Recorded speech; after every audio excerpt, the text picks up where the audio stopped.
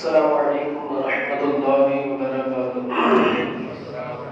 نحمده ونصلي على رسوله الكريم، اما بعد فاعوذ بالله من الشیطان الرجیم، بسم اللہ الرحمن الرحیم، فصل لربك وانحر، آمنت باللہ صدق اللہ مولانا العظیم، وبلغنا رسوله النبی الامین المتین المکین المختار الکریم، ونحن على ذلك لمن الشاهدين والشاكرين والذاكرين والحافظين والواصفين والحامدين، والحمد لله رب العالمين۔ قال الله تعالى في شان حبيبه ونبيه مخبرا وآمرا، إن الله وملائكته يصلون على النبي يا أيها الذين آمنوا صلوا عليه وسلموا تسليما، اللهم صل على سيدنا ومولانا محمد معدن الجود والكرم وآله الكرام وابنه الكريم وبارك وسلم۔ عزیزان ملت اسلامیہ، ذو الحجۃ الحرام کا مہینہ شروع ہو چکا ہے، ذو الحجہ کا مہینہ شروع ہو چکا ہے، اور اس کی جو پہلے 10 دن ہیں ان کی بڑی فضیلتیں آئی۔ اللہ کے رسول صلی اللہ علیہ وآلہ وسلم ارشاد فرماتے کہ اللہ کے نزدیک جو عمل ان 10 دنوں کے اندر کیا گیا اس سے بہتر اور پسندیدہ کوئی عمل ہے ہی نہیں۔ ایک دوسری حدیث پاک رسول اللہ ارشاد فرماتے کہ یہ جو ذو الحجہ کے 10 دن ہیں ان کی 10 راتیں آتی ہیں، اگر کوئی بندہ اللہ وحدہ لا شریک کی رضا حاصل کرنے کے لیے، اس کے حبیب صلی اللہ علیہ وآلہ وسلم کی خوشنودی حاصل کرنے کے لیے روزہ رکھتا ہے، اگر ایک روزہ رکھتا ہے اللہ تعالیٰ اسے ایک نہیں 2 نہیں بلکہ پورے 1 سال کے روزوں کا ثواب عطا فرماتا ہے۔ اور آگے میرے آقا ارشاد فرماتے کہ اگر کوئی بندہ اس نے اگر قیام کرتا ہے اس کی رات کے اندر، چونکہ 9-10 راتیں آتی ہیں، اس کی رات میں اگر کوئی بندہ قیام کرتا ہے، جاگ کر کے عبادت کرتا ہے، اللہ وحدہ لا شریک کی بندگی کرتا ہے، اللہ وحدہ لا شریک کی عبادت کرتا ہے، تو اللہ اسے لیلۃ القدر یعنی رمضان المبارک کی 27ویں جو شب ہے، اگر کوئی بندہ اس دن ان 10 دنوں کے اندر کسی رات کے اندر اللہ کی رضا حاصل کرنے کے لیے قیام کرتا ہے، اللہ تعالیٰ اسے لیلۃ القدر کے برابر ثواب عطا فرماتا ہے۔ آپ دیکھیں کتنی بڑی فضیلتیں آئی ہیں ان مبارک دنوں کی، اور ان دنوں کے اندر روزے رکھنے کے کتنے فضائل ہیں۔ اگر بندہ حساب لگائے تو 9 دن کے روزے رکھنے ہوتے ہیں، 1 تاریخ سے لے کر کے 9 تاریخ، چونکہ 10، 11، 12، 13 کو روزہ رکھنا حرام ہے۔ سال میں 5 روزے ایسے جن کا روزہ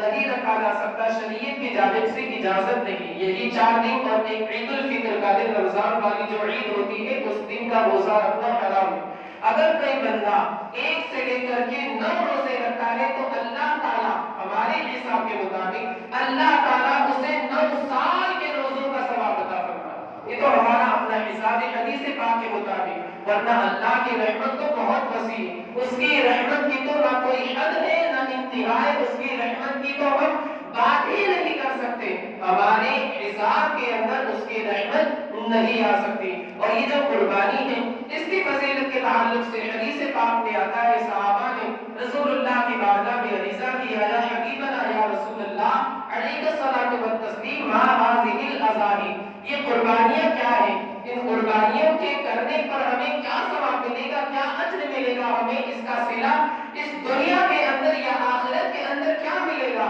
میرے آقا ارشاد فرماتے ہیں کہ یہ قربانی تمہارے ابراہیم، تمہارے باپ سیدنا ابراہیم علی نبینا علیہ الصلوۃ والتسلیم کی سنت ہے، تمہارے باپ حضرت ابراہیم کی یادگار ہے۔ پھر صحابہ نے عرض کیا، حبیبنا یا رسول اللہ علیہ الصلوۃ والتسلیم، ثواب ہمیں اس میں کیا ملے گا، کتنی نیکیاں ملے گی، اجر کیا ملے گا، صلہ اور بدلہ کیا ملے گا۔ رسول اللہ ارشاد فرماتے کہ جو بندہ اخلاص کے ساتھ، للہیت کے ساتھ اللہ کی رضا حاصل کرنے کے لیے اور مخلصانہ طریقے سے قربانی کرتا ہے، اللہ تعالیٰ اس جانور کے ہر بدلے کے بدلے نیکیاں عطا فرمائے۔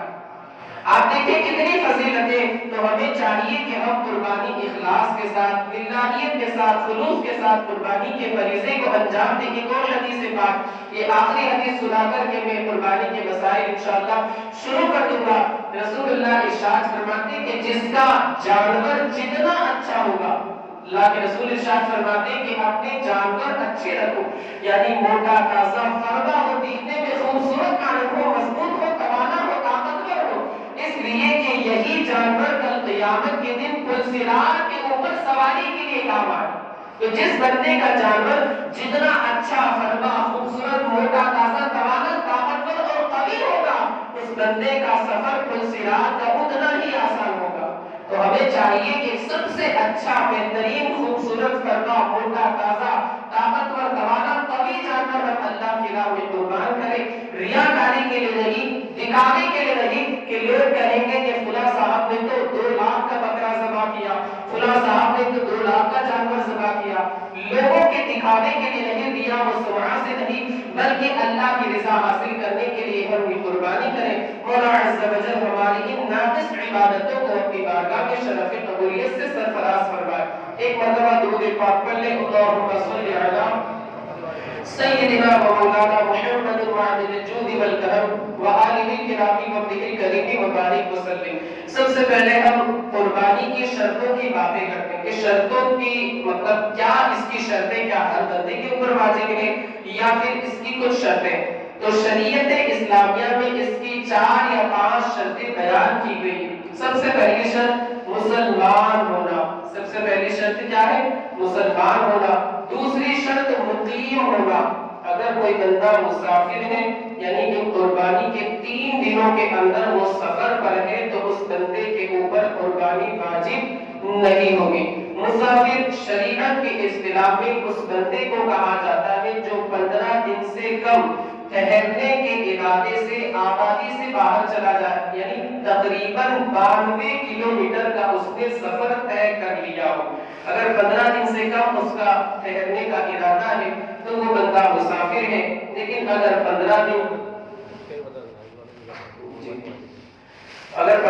یا اس سے زیادہ ٹھہرنے کا اس کا ارادہ ہے تو پھر وہ مسافر نہیں ہے بلکہ وہ بندہ مقیم ہوگا اور اس بندے کے اوپر قربانی واجب ہوگی۔ بہت سارے ہمارے احباب حج کے لیے جا رہے ہیں، تقریباً 100 بار، یعنی آئندہ کل کی آخری فلائٹ ہوگی۔ وہ لوگ سوال کرتے ہیں کہ کیا ہم لوگوں کے اوپر قربانی واجب ہے یا نہیں؟ تو آپ یاد رکھیں حج کی 3 قسمیں ہیں، ایک تو افراد، تمتع اور قران۔ افراد کا مطلب یہ ہے کہ آپ ڈائریکٹ حج کا احرام باندھیں، ڈائریکٹ جا کر کے حج کر لیں اور عمرہ وغیرہ عمرہ کریں، ڈائریکٹ جا کر کے حج کر لیں، اسے افراد کہا جاتا ہے۔ اور ایک ہے قران کہ آپ نے یہاں سے حج اور عمرہ دونوں کا احرام باندھا، آپ وہاں پر گئے، عمرہ آپ نے کر لیا، احرام آپ نے نہیں اتارا، اسی احرام سے آپ نے حج بھی کیا، اسے کہتے ہیں قران۔ اور یہ سنت ہے رسول اللہ صلی اللہ علیہ وآلہ وسلم کی سنت مبارکہ ہے اور اس کی فضیلت زیادہ ہے، ثواب بھی اس میں زیادہ،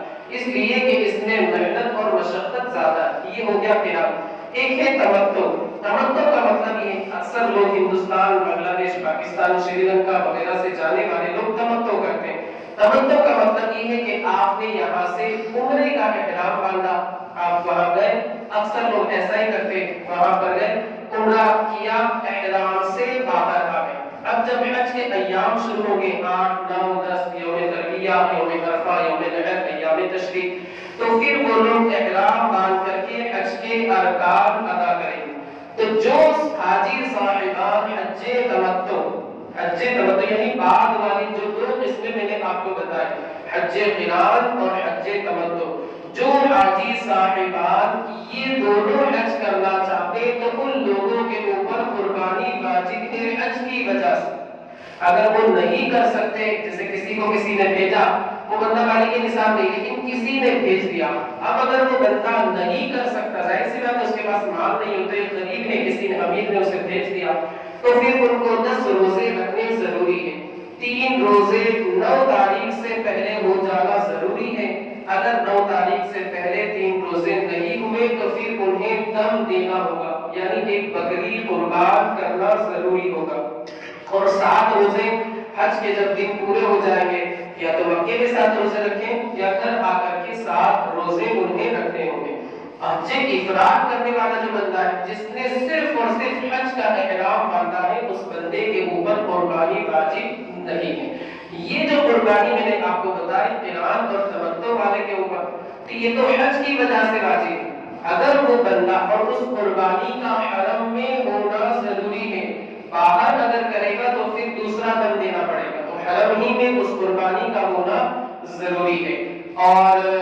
دوسری بات یہ ہے کہ اگر وہ بندہ مالک نصاب ہے، وہ بندہ مالک نصاب ہے اور مقیم ہے، تو مالک نصاب ہونے کی وجہ سے اس بندے پر دوسری قربانی بھی واجب ہوگی، اس لیے کہ وہ قربانی حج کی وجہ سے واجب تھی، اللہ نے اسے نوازا، اس نے حج کی سعادت حاصل کی، اس حج کی سعادت سے وہ مشرف ہوا، وہ ایک قربانی اس پر ضروری تھی۔ اب یہ جو دوسری قربانی ہے مالک نصاب ہونے کی وجہ سے اس بندے پر دوسری قربانی واجب ہے، اس کے لیے ضروری نہیں ہے کہ وہ حرم میں ہو، یہاں پر بھی کسی کو وکیل بنا کر کے وہ قربانی کر سکتا ہے، اس کی قربانی ہو جائے۔ تو مقیم ہونا یعنی مسافر پر قربانی نہیں، البتہ اگر کر دے تو بہتر ہے، ثواب ملے گا، اور اگر نہیں کرتا ہے تو کوئی گناہ نہیں۔ دو شرطیں ہو گئی، مسلمان ہونا، مقیم ہونا، مالک نصاب ہونا۔ مالک نصاب تو آپ جانتے ہوں گے، بہت پرانی بات ہے، جس بندے کے پاس 52.5 تولہ چاندی یا 7.5 تولہ سونا ہو یا اتنی مقدار میں رقم موجود ہو، اس بندے کے اوپر قربانی واجب ہے۔ لیکن زکوٰۃ کا بھی یہی نصاب ہے، یاد رکھیں، مگر دونوں میں فرق یہ ہے کہ زکوٰۃ میں سال گزرنا ضروری ہے، قربانی کے سلسلے میں اسی طرح صدقہ فطر کے سلسلے میں سال گزرنا ضروری نہیں ہے۔ کسی بندے کو کسی نے قربانی کے ان دنوں کے اندر، کسی غریب کو جو کہ مالک نصاب نہیں، اس کے پاس 10-15 ہزار روپے صرف ہیں، کسی امیر نے اس غریب کو 40,000 روپے 10-11-12 تاریخ کے اندر دے دی، اردو کی 10-11-12 یعنی قربانی کے دنوں کے اندر، تو وہ بندہ مالک نصاب ہو جائے گا اور اس بندے پر قربانی واجب ہوگی، جبکہ اس بندے پر زکوٰۃ واجب نہیں ہوگی۔ کیوں؟ اس لیے کہ زکوٰۃ کے لیے 1 سال گزرنا ضروری ہے، جسے حولان حول کہا جاتا ہے، قربانی میں ایسا نہیں ہے۔ اب 52.5 تولہ چاندی آج کے حساب سے کتنی ہوتی ہے شرعی اعتبار سے؟ تو شریعت میں جو تولے کا حساب ہے وہ 12 گرام 441 ملی گرام کا ایک تولہ ہوتا ہے۔ آپ آج کل بازار میں جائیں گے کسی سونے کی دکان پر، تو اسے آپ پوچھیں گے تولہ کتنے گرام کا ہوتا ہے، تو وہ 10 گرام بتائے گا، مگر شریعت کا جو تولہ ہے وہ اس سے ہٹ کر ہے، اور ہم شریعت کے تولے کو مانیں گے کہ دکان والوں کے تولے کو نہیں مانیں۔ تو شریعت کے حساب سے ایک تولہ 12 گرام 441 ملی گرام 0.6 کا ہوتا ہے، یہ شریعت کے حساب سے ایک تولہ ہے۔ اور 52.5 تولہ چاندی کا مطلب کتنا ہوتا ہے، گرام کتنے ہوتے ہیں، تو 653 گرام 184 ملی گرام، 653 گرام 184 ملی گرام شریعت کے حساب سے اگر کسی بندے کے پاس چاندی ہے، یعنی 653 184 ملی گرام چاندی ہے کسی بندے کے پاس، اس پر قرض وغیرہ نہیں ہے، تو وہ بندہ مالک نصاب ہے، اس بندے کے اوپر قربانی واجب ہو۔ مثال لگانا بہت آسان ہے، جیسے آج مثال کے طور پر پتہ نہیں آپ کو شاید 58 یا 59 ہزار کا بھاؤ ہے 1 کلو چاندی کا، حساب لگانا بہت آسان ہے، آپ 50,000 کا حساب لگائیں، پہلے آپ لکھ لیں 653، کیلکولیٹر کے اندر موبائل میں بھی آتا ہے کیلکولیٹر، 653.184 اتنا لکھنا ہے، پھر وہ ضرب کی نشانی جو آتی ہے جسے ملٹی پلائی کہا جاتا ہے، وہ ضرب کی نشانی آپ کو لینی ہے، پھر اس کے بعد جو بھی چاندی 1 کلو چاندی کا بھاؤ ہے وہ لکھ دینا ہے، جیسے 50,000، تو جواب آئے گا 32,659 50,000 کے حساب سے، اور آج کل 58,000 ہے، اگر آپ حساب لگائیں 58,000 کا تو 38,000 روپے کے آس پاس جواب آئے گا۔ یعنی اگر کسی بندے کے پاس آج کل 38,000 37,000 مان لیجیے احتیاطاً، اگر کسی بندے کے پاس 37,000 روپے ہے، اس بندے پر قرض وغیرہ نہیں ہے، تو چاندی کے حساب سے وہ بندہ مالک نصاب ہے اور اس بندے کے اوپر قربانی واجب ہے۔ سونے کا نصاب تو سونا 7.5 تولہ سونے کا شریعت کے حساب سے 93 گرام 112 ملی گرام ہونا چاہیے۔ 93 گرام 93 گرام 93 جی ایم کے لیجیے آپ، 93 گرام 112 ملی گرام کا 7.5 تولہ سونا ہوتا ہے۔ یاد رہے گا انشاءاللہ، بھولیں گے نہیں۔ تو جب بھی آپ کو اندازہ لگانا ہو کہ ہم مالک نصاب ہیں یا نہیں، تو چاندی کا آپ حساب لگائیں۔ سونے کا تو بہت مہنگا ہے، لیکن انسان عام طور پر چاندی کے حساب سے مالک نصاب ہو جاتا ہے، یعنی اس کے پاس 38-40 ہزار روپے تو رہتے ہی رہتے ہیں۔ تو 3 شرطیں ہوئی: مسلمان ہونا، مقیم ہونا، مالک نصاب ہونا، آزاد ہونا۔ الحمدللہ سب آزاد ہیں، غلامی کا دور ختم ہو چکا ہے۔ چوتھی شرط جو اس کی ہے وہ یہ ہے کہ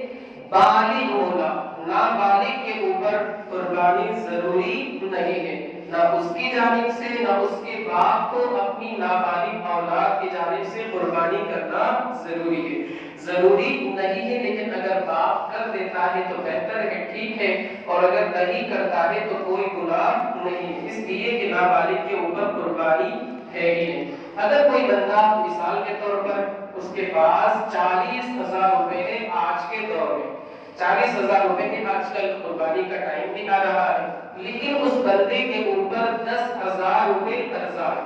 اس بندے کے اوپر کتنا قرضہ ہے؟ 10,000 روپے قرضہ ہے۔ اگر یہ 10,000 40,000 میں سے مائنس کرتا ہے تو کتنے بچیں گے؟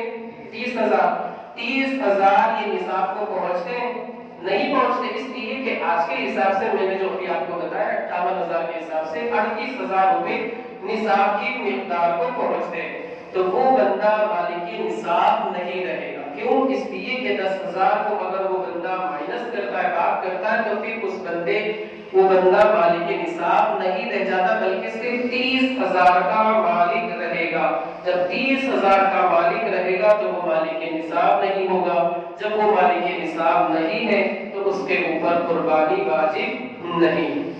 ایک بندہ ہے جس کے پاس کیش نہیں ہے، جس کے پاس کیش نہیں ہے، چاندی بھی نہیں ہے، سونا بھی نہیں ہے، کیش کچھ نہیں، لیکن اس کا ایک کھیت ہے، اس کی آمدنی ہوتی ہے، جو کماتا ہے وہ پورا ہو جاتا ہے، کچھ بچتا نہیں، یا پھر اس کے پاس کرائے کا مکان ہے، خود تو اپنے گھر میں رہتا ہے، اس کے پاس ایکسٹرا ایک اور گھر ہے، اس کے پاس کیش نہیں ہے، چاندی بھی نہیں ہے، سونا بھی نہیں، سلور گولڈ کچھ نہیں ہے، لیکن وہ بندہ ایک کھیت کا مالک ہے، اس کی پیداوار ہوتی ہے، فصلیں وغیرہ آتی ہے اور اس کی آمدنی اس سے ہوتی ہے، مگر سب پورا ہو جاتا ہے، کچھ بچتا نہیں ہے۔ اسی طرح اس کا ایک گھر خود کا ہے، دوسرا گھر جو ہے وہ اس نے کرائے پر دے دیا ہے، اس کا کرایہ آتا ہے 5,000 10,000، لیکن وہ بھی پورا ہو جاتا ہے، کچھ بچتا نہیں ہے، تو ایسے بندے پر بھی قربانی واجب ہوگی، جبکہ اس بندے پر زکوٰۃ واجب نہیں ہوگی۔ کیوں؟ اس لیے کہ اگر دیکھا جائے تو وہ بندہ مالک نصاب ہے، اس کے پاس ایک گھر کے علاوہ ایک اور گھر ہے جو کہ حاجت اصلیہ سے زائد ہے، حاجت اصلیہ سے اگر زائد ہو تو اس کی وجہ سے اس بندے پر قربانی واجب ہوگی، لیکن زکوٰۃ واجب نہیں ہوگی، اس کے لیے وہی سال گزرنا ضروری ہے، اور زکوٰۃ جو ہے وہ کرائے کی آمدنی اگر نصاب کی مقدار کو پہنچ جاتی ہے سال پورا ہونے کے بعد، یا تو وہ تنہا کرائے کی رقم یا دوسری چاندی سونا وغیرہ سے مل کر اگر نصاب کی مقدار کو پہنچتی ہے وہ رقم، تو پھر ایسی صورت میں اس بندے کے اوپر قربانی واجب ہے۔ اچھا، گھر میں جیسے فیملی ممبرز 6 ماں باپ بیٹا بہو 2 بچے دونوں بالغ ہیں، تو لوگ یہ سمجھتے ہیں کہ ابو نے کر لی بس کافی ہے، سب لوگ بریوس ذمہ ہو گئے، حالانکہ ایسا نہیں ہے۔ جب اللہ نے 6 کو نوازا ہے، سب کے سب مالک نصاب ہے، تو پھر قربانی کرنے میں کیا حرج ہے، اور قربانی کرنے سے انشاءاللہ اس کے مال و دولت کے اندر برکت ہی ہوگی، کمی نہیں ہوگی۔ تو یہ مسئلہ خاص طور سے آپ ذہن میں رکھیں، 6 ممبرز ہیں فیملی ممبرز، تو 6 اگر مالک نصاب ہے، سب پر الگ الگ قربانی کرنا ضروری ہے۔ اسی طرح جب کسی خاتون کی شادی ہوئی، شوہر صرف قربانی کر لیتا ہے، بیوی کی جانب سے قربانی نہیں کی جاتی، یہ بات یاد رکھیں، جتنا سونا چاندی عورتوں کے پاس ہوتا ہے مردوں کے پاس نہیں ہوتا۔ کیوں؟ اس لیے کہ مرد لوگ پہنتے نہیں اور عورتیں پہنتی ہیں تو انہیں ملتا بھی ہے سسرال سے میکے سے۔ تو عورتیں اگر مالک نصاب ہیں تو ان پر بھی قربانی کرنا ضروری ہے۔ اب اگر کوئی بندہ یہ چاہتا ہے محبت کے پیش نظر کہ اپنی بیوی کی جانب سے میں قربانی کر دوں یا اپنی بالغ اولاد کی جانب سے میں قربانی کر دوں، تو شریعت کا مسئلہ یہ ہے کہ وہ بندہ ان دونوں سے اجازت لے گا۔ اگر وہ دونوں اجازت دے دیتے ہیں تو ٹھیک، اور بغیر اجازت کے اس بندے نے ان کی جانب سے قربانی کر لی، ان دونوں کی قربانی نہیں ہوگی۔ پھر وہ بازار میں جس طریقے سے روزانہ گوشت ملتا ہے عام گوشت کی طرح وہ گوشت ہوگا، لیکن اس بندے کی یعنی اس کی بیوی کی اور اس کی بالغ اولاد کی اجازت کے بغیر اگر قربانی کی گئی تو قربانی نہیں۔ بس اوقات ایسا بھی ہوتا ہے اجازت لینا بالکل الفاظ کے ساتھ ضروری نہیں۔ بس اوقات ایسا ہوتا ہے کہ بیوی کو پتا ہے کہ میرے شوہر میری جانب سے قربانی کر دیتے، یعنی ایک طرف سے اس کی اجازت رہتی ہی ہے کہ میری جانب سے یہ قربانی بھی کر دیتے، زکات وغیرہ بھی ادا کر دیتے، اسی طرح بالغ اولاد کو بھی پتا ہے، تو یہ سمجھ لیجئے کہ اجازت ہی ہے۔ صاف طور پر الفاظ کے ساتھ پوچھنا یہ کوئی ضروری نہیں ہے۔ ایک ہوتا ہے دلالت اور ایک ہوتا ہے صراحت۔ اگر کسی بندے نے پوچھا کہ میں آپ کی جانب سے قربانی کرنا چاہتا ہوں تو یہ ہو گئی صراحت، اور ایک ہوتی ہے دلالت کہ بیوی کو پتا ہے میری جانب سے قربانی کرتے ہی ہیں تو میں تو ان کو اجازت دیتی ہی ہوں، تو یہ ہو گئی دلالت۔ تو اگر دونوں میں سے کوئی بھی صورت پائی گئی قربانی ادا ہو جائے۔ اچھا، میت کی جانب سے جو قربانی لوگ کرتے ہیں تو اس کی دو صورتیں، یا تو انہوں نے وصیت کی تھی یا وصیت نہیں کی تھی، ہم چاہتے ہیں کہ ہم اپنے مرحوموں کو بھی یاد کریں اور ان کی روح کو ایصال ثواب کریں۔ یہ بات یاد رکھیں، اگر انہوں نے وصیت کی تھی پھر ان کا انتقال ہوا، ہم وصیت کو پورا کرنے کے لیے قربانی کرتے ہیں تو اس جانور کا گوشت نہیں کھا سکتے، مسئلہ یاد رکھیں۔ دوسرا مسئلہ کہ اگر ہم اپنے مرحومین کے ایصال ثواب کے لیے قربانی کر رہے ہیں، اپنی وصیت وغیرہ نہیں کی، بس اپنی مرحومین کے ایصال ثواب کے لیے قربانی کر رہے ہیں، تو پھر ہم اس کا گوشت کھا سکتے ہیں، اس میں کوئی حرج نہیں۔ دونوں مسئلے یاد رہیں گے۔ وصیت اگر ہم پورا کر رہے ہیں تو اس کا گوشت نہیں کھا سکتے، لیکن اپنی جانب سے ہم چاہتے ہیں کہ جب ہم ثواب کما لیں تو ہمارے جو مرحومین باپ دادا وغیرہ گزر چکے ان کو بھی ہم ایصال ثواب کریں تو وہ گوشت کھا سکتے ہیں، اس میں کوئی حرج نہیں۔ اچھا، ایک مسئلہ ہے بہت واٹس ایپ پہ وہ گوشت کی گردش کر گئی کہ جب قربانی کا چاند دیکھ لو، ذی الحجہ کا چاند دیکھ لے تو پھر ایک دے کر کے 10 تک مونچھ وغیرہ نہیں تراشنی، ناخن نہیں کاٹنے، حجامت نہیں بنانی، چہرہ نہیں بنانا، منہ سے ناف کو نہیں صاف کرنا، تو یہ مستحب ہے مسئلہ۔ اگر کوئی بندہ کرتا ہے تو ٹھیک، نہیں کرتا ہے تو کوئی گناہ نہیں ہے۔ یہ حاجیوں سے مشابہت کے لیے اسے رکھا گیا، کیونکہ حجاج کرام بھی احرام کے بعد ہی سر مڈائیں گے، بال وغیرہ صاف کریں گے، ناخن کاٹیں گے، تو ان سے مشابہت کا ثواب مل جائے، اس لیے یہ طریقہ رکھا گیا اور قربانی کا ثواب بندے کو مل جائے۔ رسول اللہ نے خود حدیث پاک میں ارشاد فرمایا، لیکن یہ بات یاد رہے کہ یہ مستحب ہے، اگر بندہ کرے گا تو ثواب، نہیں کرے گا تو کوئی گناہ نہیں ہے۔ اچھا، یہ بات بھی خاص ذہن میں رکھنے کی ہے کہ یہ تو مستحب ہے، لیکن اگر کسی بندے کو منہ سے ناف صاف کرنے میں 40 دن کا عرصہ گزر چکا ہے، کتنے 40 دن کا عرصہ، تو 40 دن تک بالوں کو چھوڑے رکھنا یہ گناہ کا کام ہے۔ یہ کیا ہے؟ گناہ کا کام۔ اور یہ 10 دن تک بالوں کو نہ کاٹنا یہ ایک مستحب کام ہے۔ آپ دیکھیں، وہ گناہ اور یہ مستحب، ظاہر سی بات ہے کہ اسے انسان اختیار کرے، گناہ سے بچے گا، مستحب کو چھوڑ دے گا، وہ گناہگار نہیں ہوگا، لیکن اگر گناہ کے کام کو نہیں چھوڑے گا اور گناہ کا ارتکاب کرے گا تو وہ گناہگار ہوگا۔ یعنی اگر کسی بندے کے 40 دن گزر چکے، اس نے منہ سے ناف کو صاف نہیں کیا ہے، 40 دن کا عرصہ گزر چکا ہے، تو پھر وہ یہ فضیلت حاصل کرنے کے لیے اور وقت نہیں گزارے گا، بلکہ پہلی فرصت میں وہ فراغت حاصل کر لے گا۔ یہ مسئلہ خاص یاد رکھنا ضروری ہے۔ قربانی کے جانور کی عمر کتنی ہونی چاہیے؟ آپ جانتے ہیں بکرا 1 سال کا ہونا چاہیے، گائے بھینس 2 سال کی ہونی چاہیے، اونٹ 5 سال کا ہونا چاہیے۔ اچھا دانت وغیرہ کے تعلق سے تو دانت ہونا ضروری ہے، اگر دانت نہیں ہے تو کم از کم اتنا تو ہو کہ وہ بندہ چارے کو چر سکے، یعنی چارہ وغیرہ کھانے کی اس بندے کے اندر صلاحیت ہو۔ قربانی کا عیب سے خالی ہونا ضروری ہے، یعنی جو جانور ہے اس کا عیب سے پاک ہونا ضروری ہے۔ اگر تھوڑا عیب ہے تو ہو جائے گی لیکن مکروہ ہوگی، اور اگر زیادہ عیب ہے تو اگر تہائی کے برابر ہے یا اس سے کم ہے تو ہو جائے گی۔ تہائی مطلب 100 میں سے 33%، 1/3 جسے کہا جاتا ہے۔ اگر تہائی سے کم ہے یا تہائی کے برابر ہے یعنی 100 میں سے 33%، قربانی ہو جائے گی۔ لیکن اگر تہائی سے زیادہ ہے 34% اگر اس کے اندر عیب ہے تو پھر قربانی نہیں ہوگی۔ یہ خاص مسئلہ یاد رکھیے۔ اسی طرح بھینگا جانور جس کو گاڑا کہا جاتا ہے ہماری زبان میں، اس کی قربانی ہو جائے گی، اور اگر خصی بکرا ہے اس کی بھی قربانی ہو جائے گی۔ یہ عیب نہیں بلکہ خصی بکرے کی قربانی کرنا رسول اللہ کی سنت مبارکہ۔ آپ نے خصی کیا ہوا بکرا ذبح فرمایا تھا جس کے منہ کے اندر مطلب اس کا جو منہ کا کلر تھا وہ سیاہ تھا، اس کے پیر جو تھے وہاں پر سیاہ پٹا تھا اور پیٹ پر سیاہ پٹا تھا۔ تو اس طریقے کا بکرا ذبح کرنا یہ رسول کریم صلی اللہ علیہ وسلم کی سنت مبارکہ ہے۔ تو یہ جو خصی ہونا یہ عیب نہیں بلکہ سنت مبارکہ ہے۔ اور آج کل ایک طریقہ ہے الحمدللہ سنی حضرات اسے انجام دیتے ہیں کہ جیسے 6 حصے تو گھر والوں کی جانب سے 6 حصے ہوئے، ایک حصہ جو ہے وہ حضور صلی اللہ علیہ وآلہ وسلم کے نام سے،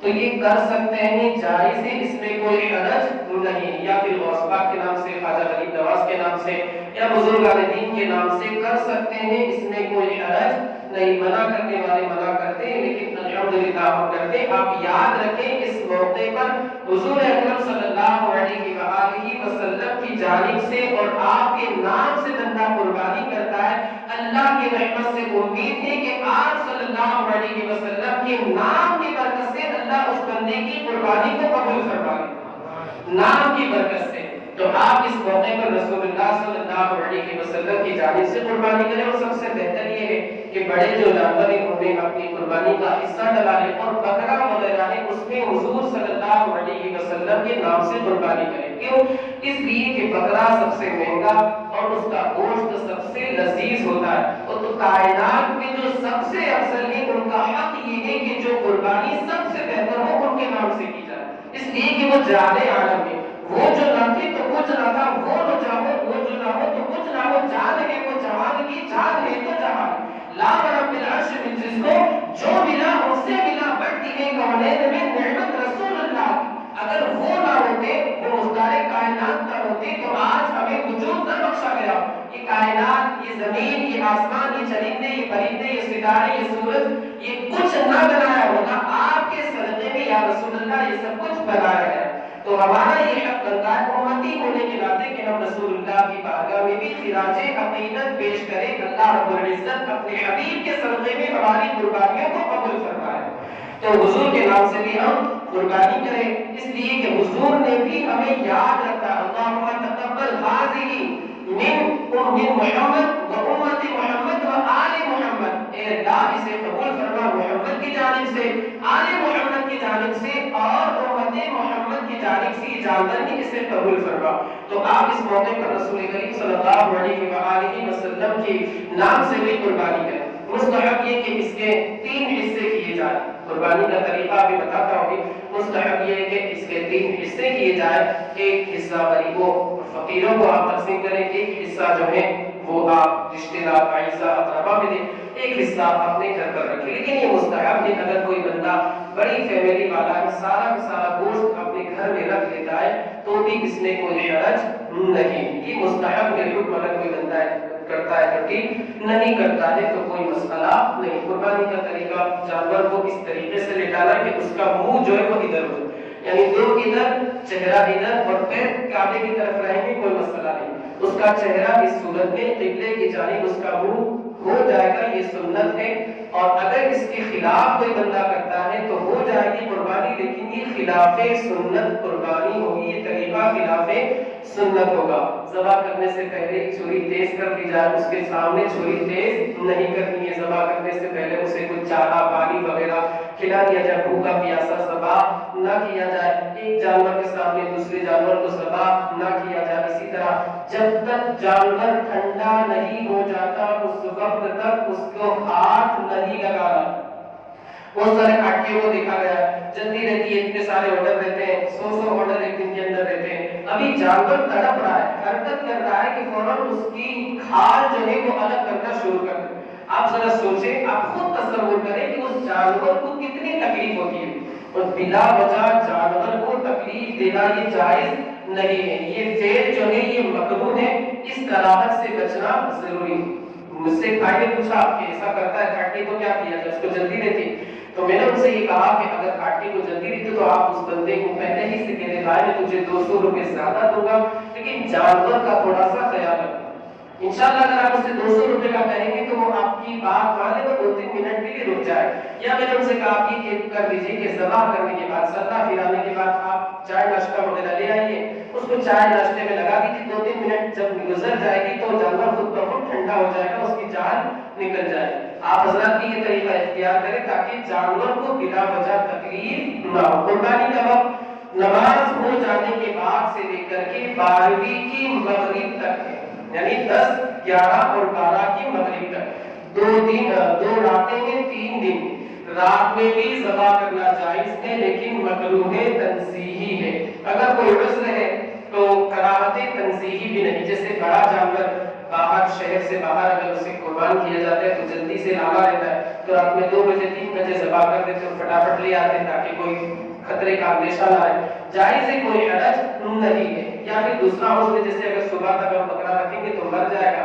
تو پھر رات ہی میں ذبح کرنا جائز ہے، اس میں کراہت نہیں ہے، کراہت تنزیہی بھی نہیں۔ سب سے پہلے قربانی کے دن قربانی کا گوشت کھانا یہ سنت ہے، اور قربانی کے جانور کے اندر سب سے پہلے کلیجی کھانا یہ رسول اللہ کی سنت مبارکہ۔ ہو سکے تو اس پر آپ عمل کریں کہ فجر جب آپ خطبہ پڑھ کر آئے قربانی کا جانور ذبح ہو، سب سے پہلے آپ کلیجی نکال کر کے گھر والوں کو دے دیں، کلیجی بنائے، سب سے پہلے کلیجی کھانا یہ مصطفیٰ کریم کی سنت مبارکہ۔ 22 چیزیں اس میں ایسی ہیں جن کا کھانا حرام ہے، اب سب کو تفصیل کے ساتھ بیان نہیں کیا جاتا، بس آپ اتنا سمجھتے کہ اوجھڑی، آٹے، اور جو ان لوگوں کے اوجھڑی ہیں، آتے ہیں، یہ پٹھے ہیں، یہ ساری کی ساری چیزیں کیا ہیں، حرام ہیں۔ اوجھڑی کو بہت سارے لوگ کھاتے ہیں، لیکن شریعت کا مسئلہ یہ حضور اعلیٰ حضرت علی رحمۃ اللہ رضوان نے فتاوی نصیحہ میں اسے نقل فرمایا ہے کہ اوجھڑی کا کھانا یہ مکروہ تحریمی ہے، مکروہ تحریمی حرام کے قریب ہی ہوتا ہے، بلکہ حرام ہی کو کہا جاتا ہے۔ تو اوجھڑی کھانے سے بچے، چاہے وہ مرغی کی ہو، چاہے گائے بھینس کی ہو، چاہے بکری کی ہو، چاہے بھیڑیے کی ہو، چاہے کسی کی بھی ہو، اوجھڑی کھانا یہ مکروہ تحریمی۔ اچھا، قربانی کے چمڑے کا مسئلہ تو آپ مسجد میں بھی دے سکتے ہیں، مدرسے میں بھی دے سکتے ہیں، لیکن اسے بیچ کر کے فائدہ نہیں اٹھا سکتے۔ آپ اس سے فائدہ اس طریقے سے اٹھا سکتے کہ آپ اس کی ڈوٹ بنا لیجئے، اس کی چھلنی وغیرہ بنا لیجئے، آپ اس کا مسلح وغیرہ بنا دیجئے، تو اس طریقے سے آپ فائدہ اٹھا سکتے ہیں، لیکن اس کو بیچ کر کے اس کی قیمت آپ اپنے خرچ میں لائیں، یہ آپ نہیں کر سکتے، اسے آپ خاص یاد رکھیں۔ ایام تشریق تو آپ جانتے ہیں، 9 سے لے کر کے 13 تک اللہ اکبر زور سے پڑھنا ہے۔ اچھا، مشینی ذبیحہ، جیسے آپ باہر جاتے ہیں آؤٹ آف انڈیا تو اکثر جگہوں پر چونکہ فرصت نہیں رہتی کہ کون لائے گا، ذبح کرے گا، مشینی ذبیحہ وہ لوگ استعمال کرتے ہیں، یعنی مشین میں پورا جانور ڈال دیتے ہیں، اس میں وہ ذبح بھی ہو جاتا ہے، کٹنگ ہو کر کے پورا باہر آتا ہے۔ یاد رکھیں اس کے تعلق سے بھی حضور اعلیٰ حضرت علی رحمۃ اللہ نے حرمت کا قول کیا، یعنی مشینی ذبیحہ حرام ہے، حرام ہے، حرام۔ وہ جانور جسے مشین کے اندر ڈال دیا گیا ہو، پھر اسی میں وہ ذبح ہو گیا، ٹکڑے ہو کر کے باہر آ گیا، ایسا جانور کھانا حرام ہے، مشین میں ذبح کرنے کی وجہ سے جانور حرام ہو جاتا ہے۔ یہ قربانی کے کچھ مختصر سے مسائل ہیں۔ اب عقیقے کے بارے میں بھی 2-3 باتیں بتا دوں، بس وقت چونکہ ختم ہو گیا، بس 2-3 باتیں بیان کر کے اپنی گفتگو کو ختم کر دوں۔ عقیقہ یہ سنت مبارکہ ہے، مستحب ہے ویسے، لیکن رسول اللہ سے جب اس کا عمل ثابت ہے تو اس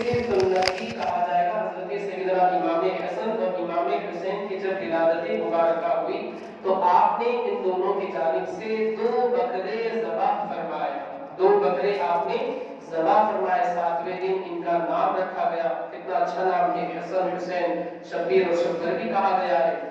ان دونوں کا نام حسن اور حسین رکھا گیا۔ تو عقیقہ کرنا یہ سنت مبارکہ ہے۔ اس کا فائدہ یہ ہے کہ جب عقیقہ، عقہ یعق کا مطلب ہوتا ہے کٹ جانا، عقہ یعق کا مطلب کٹ جانا، تو اگر بندے کا عقیقہ کر لیا جائے تو بلاؤں سے وہ کٹ جاتا ہے، یعنی بلاؤں سے دور ہو جاتا ہے، اس وجہ سے اسے عقیقہ کہا جاتا ہے۔ عقیقہ 7ویں دن کرنا مستحب ہے، اگر نہ ہو سکے تو 14ویں دن، اور نہ ہو سکے تو 21ویں دن، اور زندگی میں کبھی بھی کر سکتے ہیں، اس میں کوئی حرج نہیں۔ بہتر یہ ہے کہ 7ویں دن، اور جو لوگ دوسرے پوچھتے جو لوگ انتقال کر گئے ان کی جانب سے عقیقہ، یہ بات یاد رکھیں کہ عقیقہ نعمت کے ملنے کے شکرانے کے طور پر ہوتا ہے۔ جو لوگ انتقال کر گئے تو یہاں پر بظاہر کوئی نعمت نہیں ہے، تو فوت شدہ لوگوں کا آپ عقیقہ نہ کریں، آپ ایثار ثواب کے لیے آپ حصے ڈلا دیں یا ان کی جانب سے قربانی وغیرہ کریں، لیکن عقیقہ فوت شدہ لوگوں کا نہیں ہو سکتا۔ 7ویں دن اس کا نام رکھا جائے۔ بکرے لڑکے کی جانب سے 2 حصے، لڑکی کی جانب سے 1 حصہ، اور اگر بکرے وغیرہ کے ذریعے کرنا چاہیں تو لڑکے کی جانب سے 2 بکرے، لڑکی کی جانب سے 1 بکری۔ اگر کوئی بندہ اس کا خلاف کرتا ہے، یعنی لڑکے کی جانب سے 1 بکرا، لڑکی کی جانب سے 1 بکری، تو بھی جائز کی بعض روایتوں سے اس کا ثبوت ملتا ہے، اس میں کوئی حرج نہیں۔ جب بچہ پیدا ہو تو اس کے دائیں کان میں 4 مرتبہ اذان دینا۔ کتنی مرتبہ؟ یہ جو 5 وقت اذان ہوتی ہے ایسی ہی اذان، اور 3 مرتبہ دائیں کان میں اقامت کہنا ہے۔ اقامت جو تکبیر ہوتی ہے یہ کہنی ہے، پھر اس کے بعد اس کے کھجور وغیرہ بالکل باریک چبا کر کے، کوئی مبارک شخص ہو، کوئی نیک ہو، نمازی ہو، عالم دین ہو تو بہت اچھا ہے، اور اگر آل رسول ہو تو اور اچھا ہے، وہ چبا کر کے اس کے تالو پہ لگائے، اس لیے کہ اس کا ثبوت بھی حدیث پاک سے اللہ کے رسول صلی اللہ علیہ وسلم نے حضرت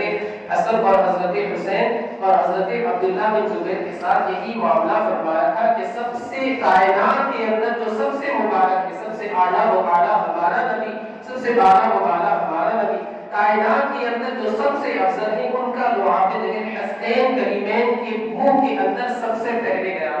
تو آپ حضور اکرم صلی اللہ علیہ وسلم کے سنت مبارکہ کو ادا کرتے ہو، کسی نیک شخص کے ذریعے آپ کو کھجور وغیرہ بالکل چبا کر کے باریک کر دیجیے اور بچے کے تالو میں رکھیے، تاکہ سب سے نیک بندہ جو ہے آپ کے معاشرے میں، محلے میں، اس کا لعاب بچے کے منہ میں جائے تو یہ نیک والی ہو اور بچے کے اخلاق وغیرہ اچھے۔ عقیقے کے گوشت کے تعلق سے لوگ کہتے ہیں کہ ماں نہیں کھا سکتی، باپ نہیں کھا سکتا، دادا نہیں کھا سکتے، نانی نہیں کھا سکتی، دادی نہیں کھا سکتی، سارے کے سارے لوگ کھا سکتے، یہ من گھڑت مسئلہ ہے، ایسا کچھ نہیں ہے۔ ایک مستحب یہ ہے کہ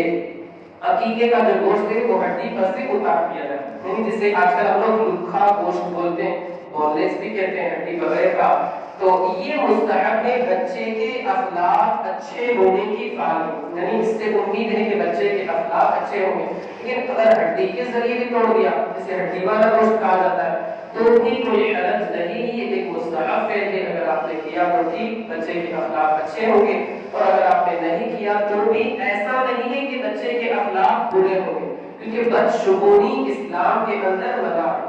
ٹھیک ہے؟ بدشگونی جسے کہا جاتا ہے کہ ہم گزر رہے تھے، راستے میں بلی لا کے راستہ کاٹ دیا، اب راستے کو بدل دیں، تو ایسا کچھ نہیں، یہ سب غیر مسلموں کی باتیں، ہمارے اسلام میں یہ سب کچھ نہیں ہے۔ آپ اللہ کا نام لیں، اس کے حبیب کا نام لیں عز و جل صلی اللہ علیہ وسلم، اور آپ اللہ پر بھروسہ کر کے نکل جائیں، انشاءاللہ اللہ آپ کے حق میں بہتر ہی کرے گا۔ یہ عقیقے کے کچھ مسائل تھے، مولا عز و جل ہماری اس مجلس کو اپنی بارگاہ میں قبول فرمائے۔ بہت سارے لوگ ایسا کہتے ہیں کہ جب تک ہم عقیقہ نہیں کریں گے قربانی ہماری نہیں ہوگی، تو ایسا نہیں ہے، قربانی بھی ہو جائے گی، اور عقیقہ زندگی میں جب بھی کریں گے آپ کا عقیقہ ہو جائے۔ اور یہ بات یاد رکھیں کہ بڑا جانور ہے، اس میں 7 حصے ہو سکتے ہیں، جیسے بھینس ہے، اونٹ ہے، اس میں 7 حصوں میں شرکت ہو سکتی ہے، تو اگر بکرے کی لڑکے کی جانب سے 2 حصے، لڑکی کی جانب سے 1 حصہ رکھا جائے تو اس میں بھی عقیقہ ہو جائے، الگ سے کرنا ضروری نہیں، بلکہ کتابوں میں تو یہاں تک لکھا ہے کہ اس سے ولیمہ بھی ہو جائے، عقیقہ ولیمہ۔ اگر بندہ قربانی کے جیسے اس نے 3 حصے رکھے، اب 4 حصے بچ گئے، تو انہی 4 حصوں کے ذریعے اگر کوئی بندہ اپنا ولیمہ کرنا چاہتا ہے تو ولیمہ بھی ہو جائے، اس لیے کہ ولیمہ سنت مبارکہ ہے، ایک عبادت ہے، اور کوئی بھی عبادت قربانی کے جانور میں اس کی نیت کی جا سکتی، جیسے عقیقہ عبادت ہے اسے شامل کیا جا سکتا ہے، ولیمہ بھی ایک عبادت ہے سنت مبارکہ اسے بھی شامل کیا جا سکتا ہے، اس میں کوئی حرج نہیں ہے۔ دعا کے لیے ہاتھ اٹھا دیجیے۔ مولا عز و جل جو کچھ بھی بیان ہوا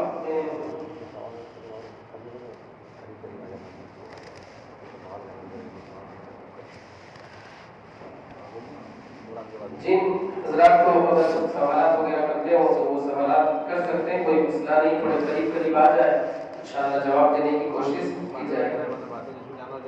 جن کو جانا ہے وہ جائے، اور جن حضرات کو سوالات کرتے ہوں سوالات کر سکتے ہیں، پہلے دعا کر لیجئے، اس کے بعد جن حضرات کو جانا ہے وہ جائے، اور کچھ اگر پوچھنا ہو تو آپ پوچھ سکتے ہیں۔ اور عز و جل جو کچھ بھی بیان ہوا اس کے بیان کرنے میں مجھ سے جو بھی غلطی لفظ خطا ہوئی وہ اپنے حبیب کے صدقے میں سے معاف فرما۔